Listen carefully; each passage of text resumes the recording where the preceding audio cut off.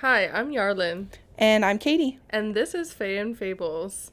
Today we are going to be talking about part 2 of When the Moon Hatched. So if you remember last week, we discussed that when we originally recorded this, it was a little bit too long.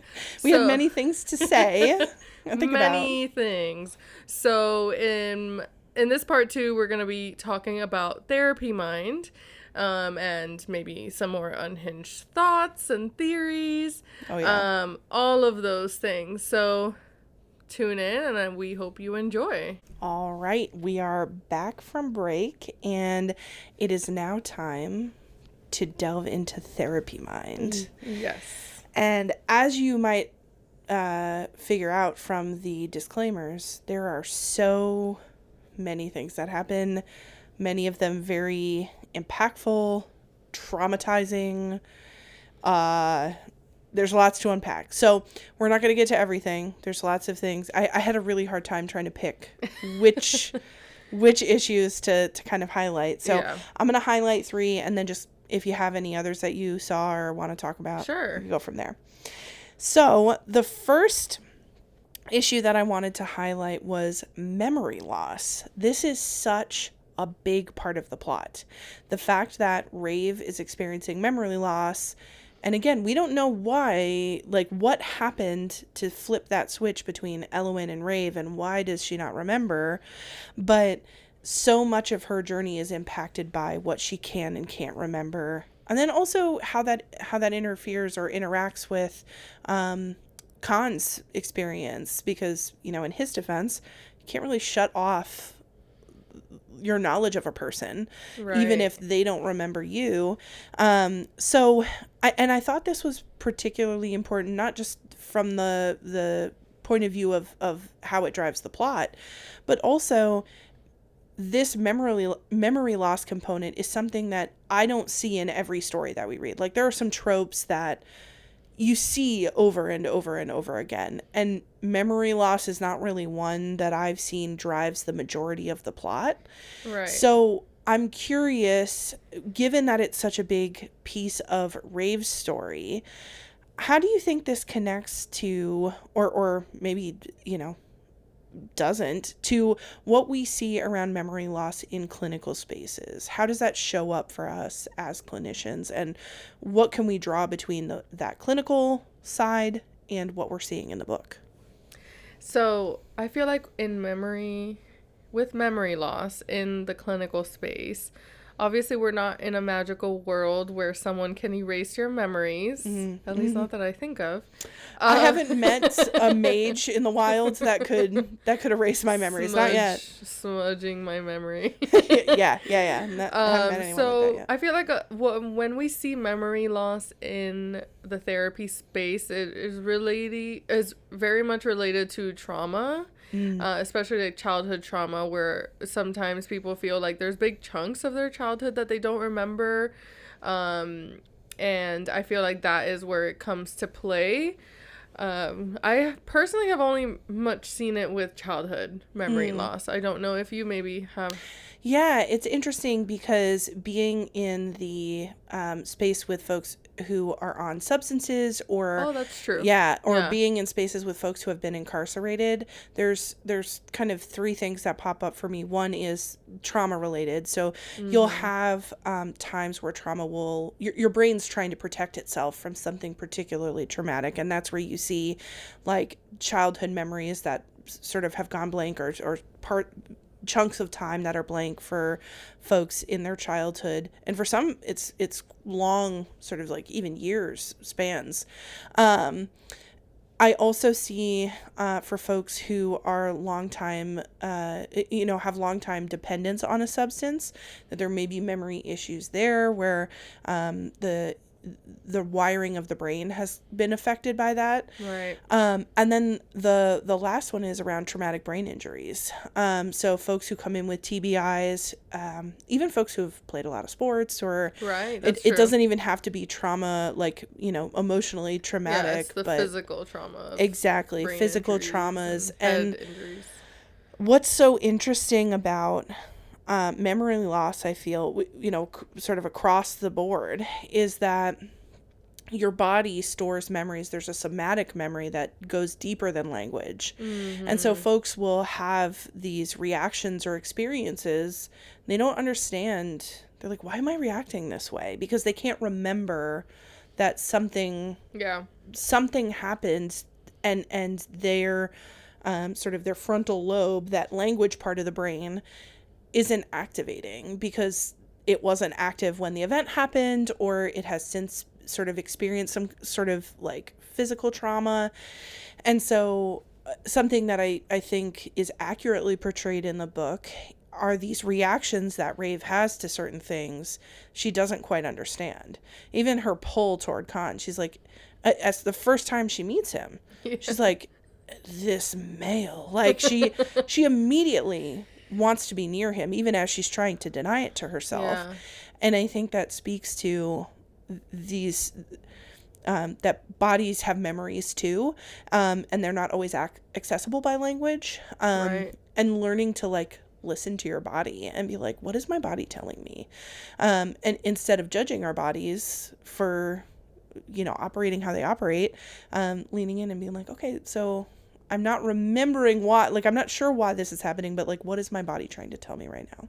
Yeah, I think the connection of what is my body feeling, where do I feel this pain, or where do I feel this feeling, is really important. And I feel like that's something that I explore with my clients too, is like pinpointing where you feel it, and just to be connected more with our body and listening to what it's telling us. So yes, I love that you bring that in, because folks don't realize, I think, if you're not listening to your body, that different emotions have different places in the body. Like you'll ask somebody, you know, where do you feel your anger? And for some people it's like, it's really hot on my ears, or it's heavy in my chest, or my fists are clenched. And if you're not tracking those, it's leaving sort of these, it leads to a lack of awareness if you're not tracking how that shows up in the body.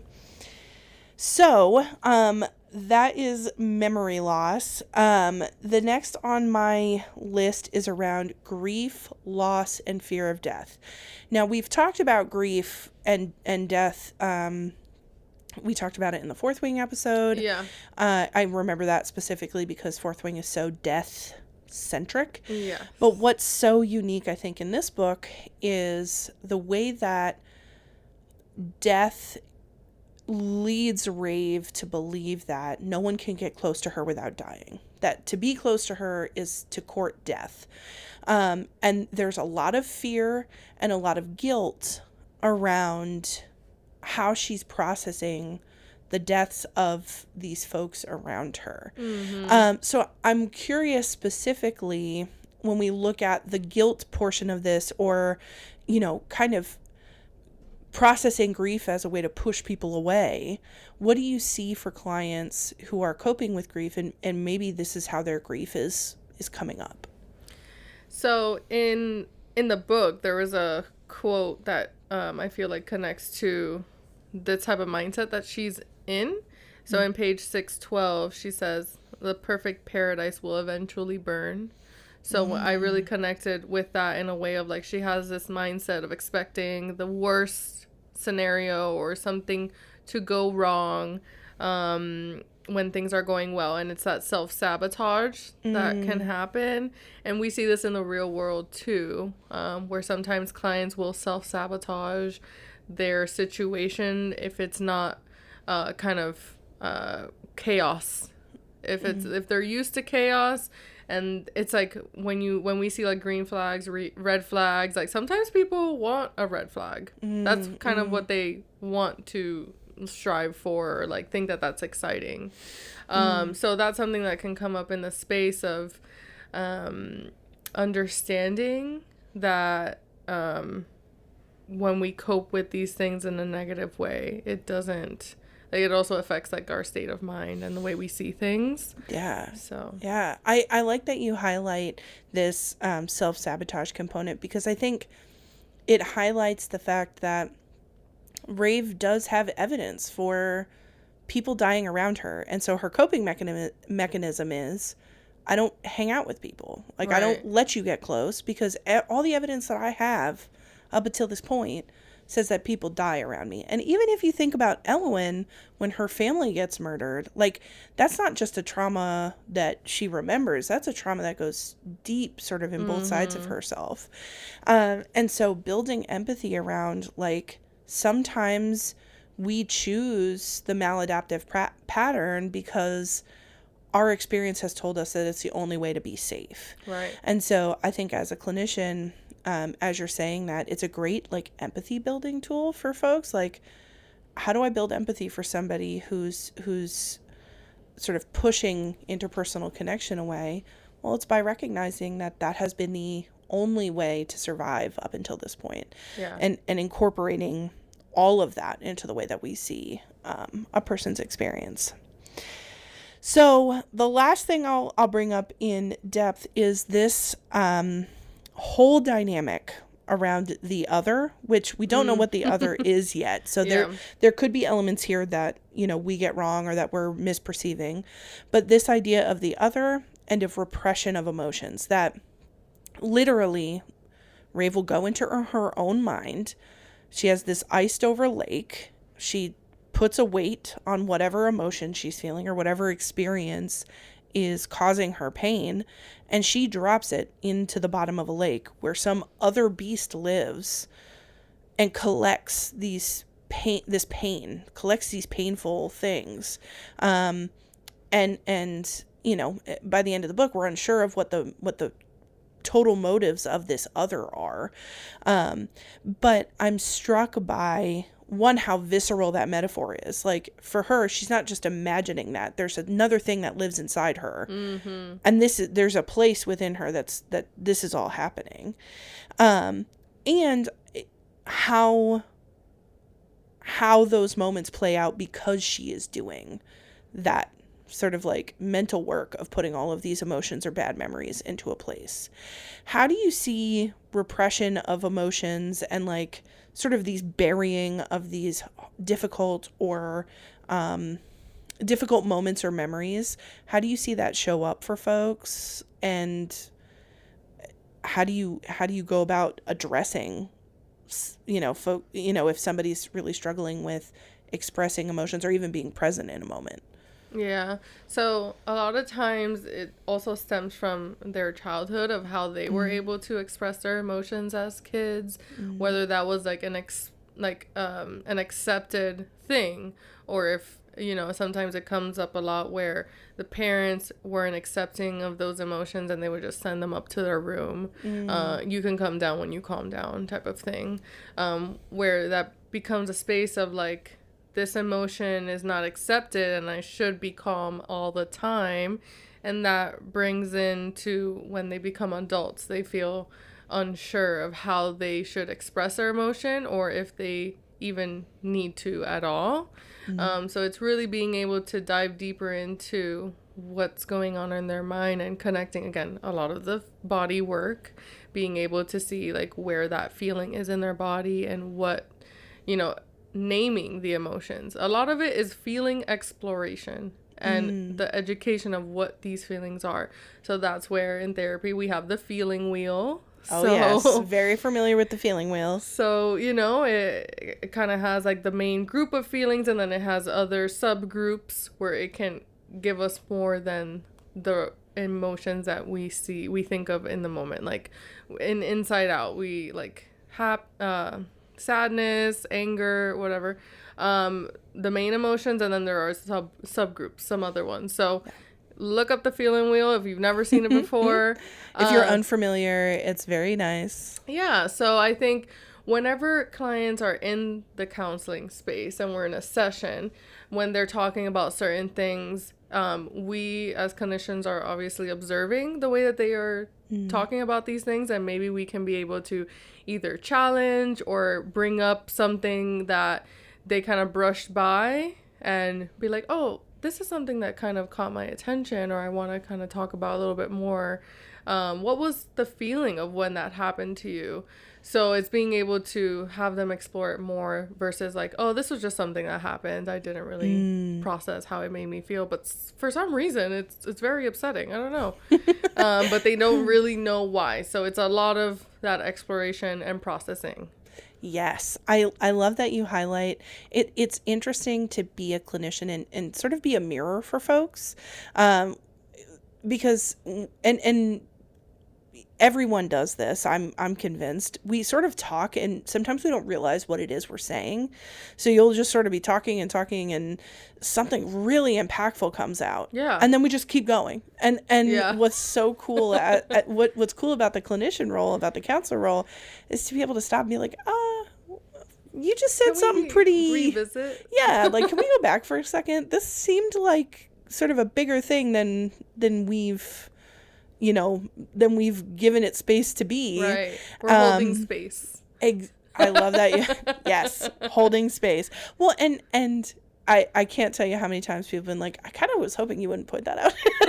They're like, oops, yeah. I got caught saying the important thing. Like, I'm going to sandwich it between two, like, less important. Oh, yeah, it's the avoiding. It's avoiding talking about the deeper things. And, again, it also depends on the therapeutic relationship, building rapport, and, obviously it's hard to tackle those things in the first session or maybe in the first couple of sessions. So, as you dive deeper and get to know your client more, you get to know kind of the way they go about things. Yeah. At least for me, I'm able to kind of tell.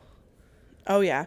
And it's always interesting, like, once you kind of learn what someone's sort of way of speaking or way of interrelating is, it's interesting to be like, hold on. You kind of get better at, like, catching when something comes out that it deserves some more time or attention. And I think in some ways that is a small sort of, these are sort of less dramatic or grandiose examples of what you're seeing in the book, which is Ravi's experiencing a moment, goes, I'm slapping something over this. A Band-Aid. Let me just, like, shove that down into the ice with everything else that totally will fit under the lake if I keep shoving things under there. Notice the sarcasm. To kind of talk about what she's doing in the book, I feel like it's a really cool thing that she's doing. Not what she's doing, but I think the visualization. Yeah. I feel like that's pretty, like, advanced. Like, visualizing an actual lake. I mean, we obviously don't know to the extent of it, and, like, but it's, like, visualizing each step of the process of what she's doing, like, where she's really compartmentalizing this. And I feel like that beast in the water could be the other, right? Because it's like, yes, she's visually doing these things, but it's in her mind. I.e. where the other is as well, I could assume. So I feel like the other sees these things that's happening to her and maybe feels like in the second POV of it where it, like, takes over. Yeah. So maybe it feels like it has to do that as a protection, or, like, feeling like, okay, I gotta do something because I'm seeing whatever she's doing, and when she's on, it's not working. Yeah. So, yeah. Well, and I like that you highlight her ability to essentially expand a metaphor to the point where it's like a very strong image that she paints. She basically does grounding where she stops, she closes her eyes, she takes a deep breath, she does a visualization. Right. Which is something that we talk about. We talk about these grounding techniques, and I think... And she's just using them for the wrong way.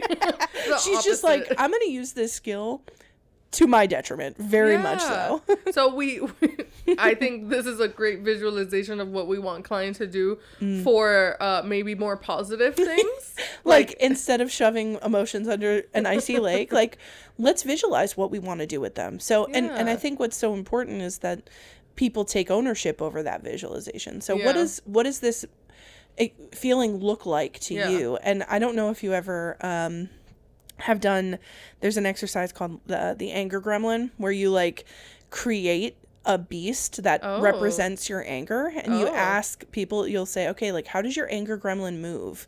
How does it act? What feeds your anger gremlin? That is so cool. Yeah. No. What calms your anger gremlin? And you personify your emotions so that you can learn them. Yeah. Kind of to, like, externalize it. Yeah. To be able to look at it and say, okay, this is what really makes me angry. This is what really calms me down. Yeah. Here's how it moves or feels in my body. And I think because she already has those skills for visualization in place, let's just I doubt it, but maybe in the second book she goes to therapy. I was gonna say, did she go to therapy before and grab these tools and kind of spin it? She's taking a break somewhere in the gaps of her memory. Yeah. She saw a therapist who was like, okay, we're gonna learn about grounding and visualization, and then she was like, immediately gonna use that. So it looks like she just needs a few more sessions to let's learn about what you're doing right now. Anyway, so those are just a few examples of some things that we saw. Other themes that I think we could also expand on if we had forever, would be themes around trauma, exploitation, trafficking, even the idea, I think in some ways Rave is a person who's experiencing enslavement. We have Salim at the beginning of the book with that vial that has her blood in it, and she can manipulate. It's almost like that electric shock collar that you put on. Well, hopefully don't put on your animals, but please treat your animals kindly. But yeah, there are, in the society at large and in Rave's experience specifically, there are so many deep, like, harrowing topics that we could explore. So if recognizing that there are larger systemic issues that you see within the world that we could address too, and the exploitation of the gore as a whole, it's wild. And there's this last kind of quote that I want to mention because it's really tying into everything she's experiencing. In page 514, so this is where she goes to the jungle or the hut, wherever she feels safe. So she says, somewhere in the jungle where she may have journaled in the past. She says, she refers this place to being a quiet place with no eyes, no ears, no commands. I think I'm learning how to exist without shackles and expectations, without the hurt and the crippling fear of loss that hacks my head to my heart. I think I'm learning what it means to live. Like, poetic. Okay, come on. That is like... I feel like that's heart-wrenching. Yeah, and I feel like it really, like, kind of solidifies and really tells you, like, what she truly experiences. And then in this safe space, which a lot of times it's our counseling session, it's our counseling space, that safe space for people, where they feel like they can kind of feel free. I'm so glad that you brought that up, because I didn't even think about, like, the role of their, like, hut as like sort of this, it's like, and I know this is gonna sound really weird, but like this womb almost for like for emotions to be expressed or explored. And I think her time in that hut is indicative of, and she talks at several different points about what her heart's doing. Like, it's calcified, it cracks, it bleeds, it calcifies again. And so that's what makes, when they start talking outside of the hut and Rex shows up, that's what makes me so fucking He ruins pissed. the moment. Yeah, literally. Like, she's been growing her capacity to love and trust and feel, and you show up like you're friggin' Dingleberry and you ruin everything. But I thought that was really beautiful, and I definitely wanted to mention it before we moved on. I'm so glad you did, because it hadn't occurred to me, and like I like want to go back and like read her perspective while she's in that hut, because I think that's really important. So that is going to be it for today, I think. Well, I actually, now that I'm remembering, you haven't talked about your unhinged thoughts or theories, so please. My God. Okay, I'm gonna really try. Which maybe when I kind of mentioned mine, we kind of touched on, but I definitely want you to expand.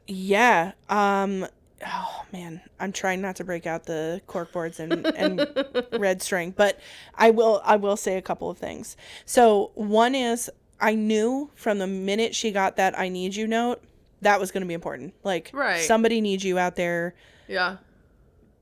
Pay attention to that note. And she like holds it. And she's like, no one would need me. I'm like, Rave! Yeah. Come on. I feel like she thinks it wasn't meant for her. That's exactly what she thinks. She's like, it lost its way. I'm like, okay.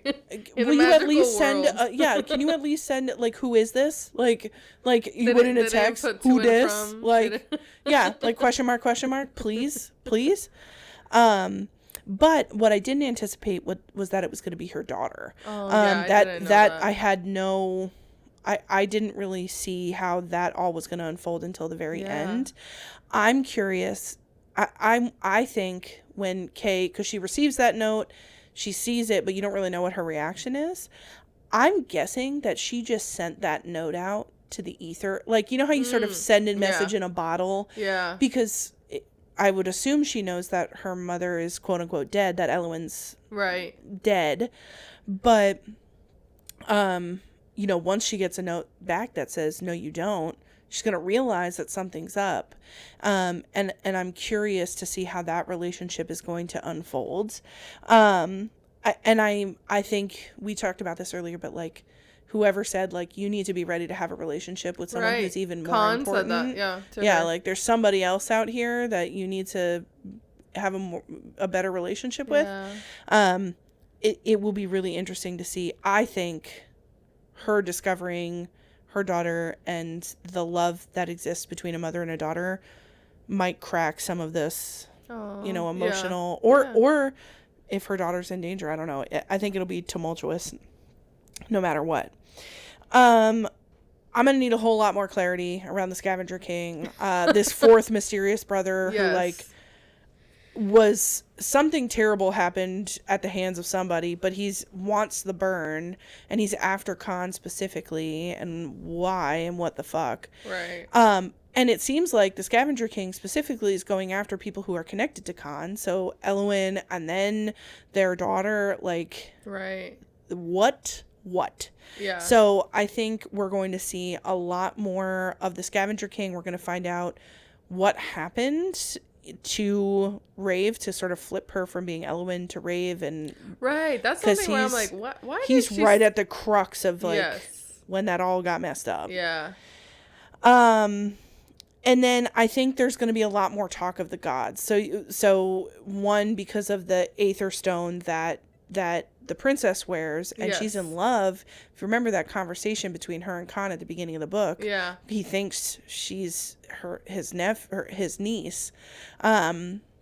She talks about like, I'm in love with him, and how does that work? Well, she talks to him, right? So if you remember when Eowyn had the Aether Stone, the talking is constant. And if you remember way back, all of the four gods trapped the god of the void into this Aether Stone. Okay. So there's a cosmic imbalance and a cosmic enslavement of this god. And so I think I project that the princess has kind of figured out a way to talk to him that doesn't lead to madness, maybe.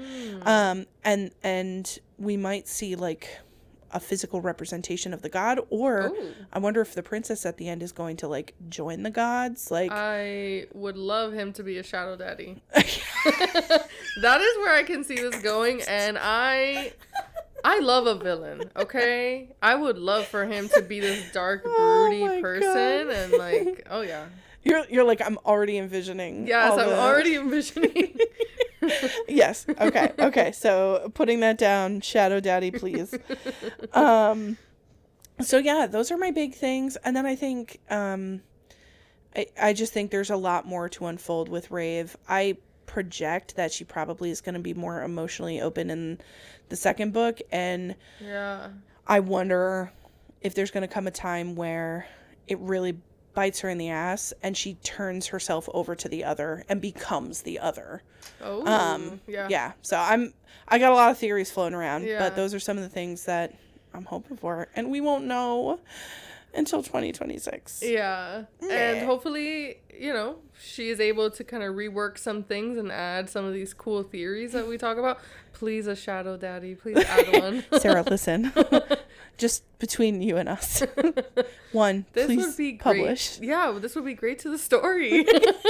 And also, Yarlin wants a shadow daddy. Even though shadows, like, there's no precedent for it. But I'll take the void. A girl can dream. The god of the void, I'll take him. Well, I can fix him. Yarlin's already got plans for the god of the void. But yeah, this was so much fun talking about when the moon hatched. Yeah. And if you have any questions for us and you have any other theories, please leave it down in the comments or email us, comment on anything that we're on. Find us on Instagram at Fae and Fables Pod. Email us, faeandfablespod@gmail.com. As always, please take care of yourselves. If there was anything in this conversation that impacted you, seek out support where it is important for you. And please note that everything we talked about here today is for fun and should not be used in lieu of formal mental health treatment. Right. All right. We will see you at the next one. Bye. Bye.